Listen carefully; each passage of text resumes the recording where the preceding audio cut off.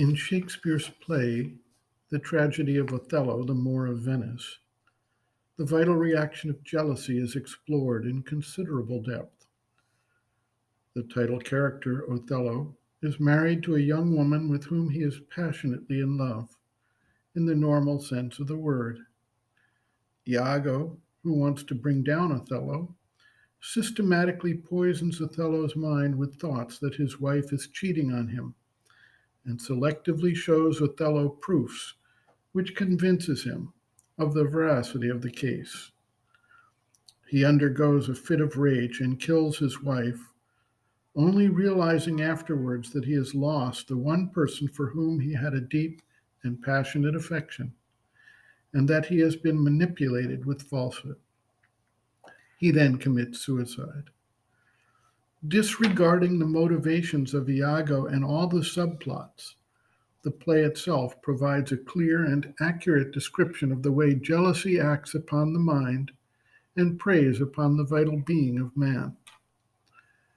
We can say that the case, as portrayed by Shakespeare, is extreme, but what we cannot say is that for people living an ordinary life filled with relationships of various sorts, that jealousy does not arise. We can also put aside the connection between sexual connection and jealousy, as jealousy can, and does, arise in all kinds of relationships.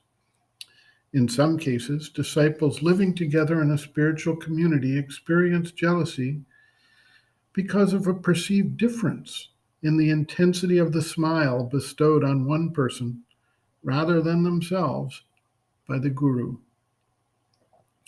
Sri Aurobindo takes a close look at this force of jealousy and shows how it arises as a consequence of a possessive instinct in the vital nature. For a spiritual seeker, this type of vital reaction is subject to being reviewed and changed over time through the change in consciousness that reduces and then eventually eliminates the reliance of the ego personality and the desire soul as the psychic being comes forward and the consciousness shifts to the spiritual standpoint. Sri Aurobindo notes, quote, I do not see why you make such a big difference between the quarrels and jealousy over other women and quarrels and jealousy over other attractions not of a sexual character. They both spring from the same primary impulse, the possessive instinct, which is at the base of ordinary vital love.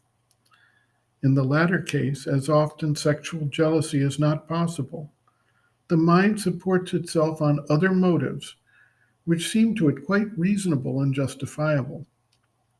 It may not be conscious that it is being pushed by the vital, but the quarrels and the vivacity of the disagreement are there all the same. Whether you had or had not both forms of it is not very material and does not make things better or worse. It is the getting rid of the instinct itself that matters, whether from the psychological point of view or from that of a spiritual change. End quote.